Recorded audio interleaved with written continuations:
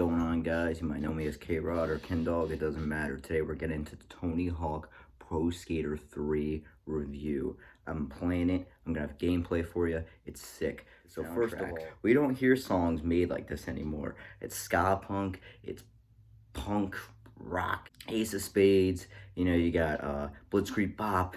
I don't know, you just got all the classics on there. And what's great about it is you could listen to it while you skate, and it's awesome to listen to, but it's also that perfect background music. It's like if you're just focusing on grinding and the combos and you're not really paying attention to the music, it just sets the vibe so perfect.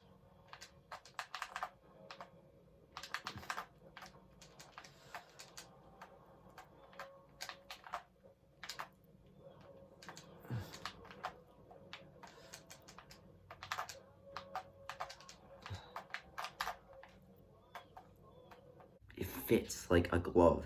And then let's talk about the characters. The characters are fantastic. You can put in a cheat if you want to unlock all of them. That's what I did, and I know you might think that's stupid, but I never actually used any of them, and it never actually saved, so I just used my character. And I thought my character was awesome. He had a lot of personality. I mean, he kind of looked like me when I had like a lot of afro going on, and I don't know, it was just kind of like funny just to like skate around with him. You know, he wasn't even that tall. I only made him like 5'7", 5'8", but it was just like he was a monster skater. And I honestly can't really skate. I never was good at it. I was always scared. I've always had two different size legs. Like one is like half an inch longer than the other. It's a little annoying, but this lets me be the pro skater I always dreamed of being, and I am just loving it. Now, first of all, I played this game and I was actually really bad at it. I kind of stopped playing. I didn't get the combos. I wasn't doing anything correctly. And then I played the tutorial, and that was a game changer for me. That just set me off on a different path.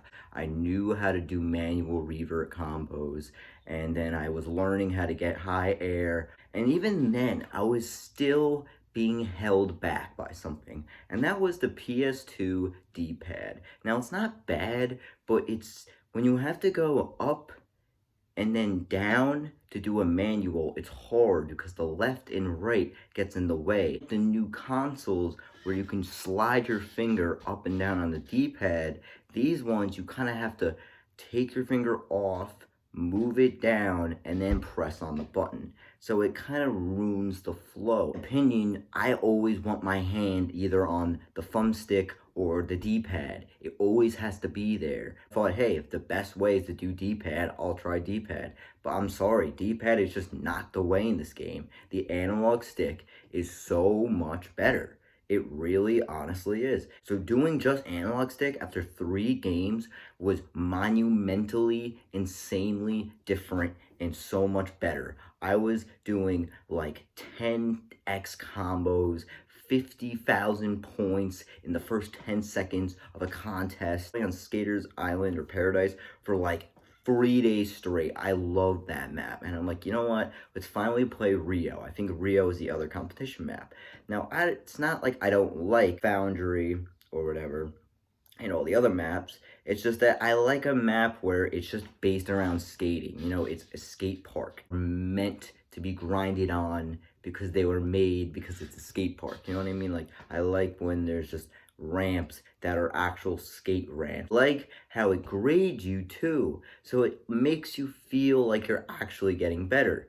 Being that I would get 60 scores, 30 scores, and then using the analog stick and getting an average score of 70 was really gratifying. The fact that after a couple days practice, I got to 93 is crazy. You really have to get the muscle memory down. It's a lot of things going on. There's pressing the square button, doing a 360 on the analog stick, making sure you click the I think it's the R1 button for the revert, and then you got to go up and down for the manual. It's a lot going on, but it's done perfectly. It's like the best control mechanics ever. Once you get the hang of it, you feel like you're in so much control. Use the grind and then go off a ramp all in one succession, and then grind again while doing a manual across the skate park, and then go down a huge drop while on the same combo. Or you could just spam a bunch of buttons in vert, you know, ramp area and then just get 100k and beat the mission. The worst part about this game, I probably would have to say, is you just want to keep on building up your combo. So it's like you could be on a 15x and you want to just go to 16, you want to go to 17, you want to go to 18, and then you fail, and then you lose that 50,000 points you would have had. You could just get sucked into this game for hours and hours, just trying and trying to beat your high scores. And that's why I love doing the competitions, because you can actually see like improvement. Sure, you could see like score improvement, but I just like how you do see a score improvement along with a personal rating improvement. So that's also pretty sick.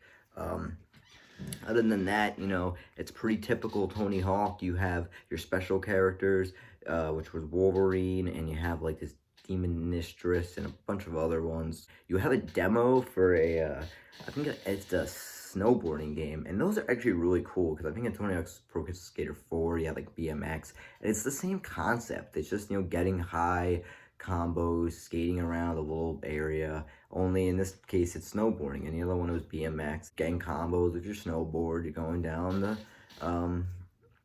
slopes, and then they have the skater videos. And usually I just skip it. I'm like, let's watch this. Like, let's actually see what's gonna happen. And then one guy like busted his kneecap in half, and I was like, oh my god, like that is ridiculous. And then some other guy got hurt. It was a crazy video. People were getting injured, like crying. I was just like, damn, like this is some hardcore skating right here. So even the videos are awesome. And then honestly, once I upgraded my guy all the way, I noticed a huge difference. Some people say they don't notice a difference. Maybe not like a point by point difference. Like, you're not going to upgrade a point and then like see a difference. But like, if you definitely go from like your basic stats to your like maxed out stats, your guy's going to be flying through the map. This game is great. Obviously, I'm playing it a lot because, I want to get ready for Tony Hawk's Pro Skater 1 and 2. Ever since I saw the trailer for that game, they said like we want players to like go back on their muscle memory. I'm thinking like, well, I don't have a muscle memory for Tony Hawk. When I get the game, it'll just be me spamming a bunch of controls, like this is it, this is what we need, and then the maths were just at an all-time high, and creativity. So I feel like 3 is just the all-around best one to go back to, and I've been loving it. I'm gonna play it again. I'm gonna play it right now, and I definitely feel like I have this muscle memory now, so I can go back to Tony Hawk's Pro Skater 1 and 2, and I could shred on that game, which feels so great. So I gotta give this one easily a 9 out of 10. It is so amazing. Yeah, see you guys later.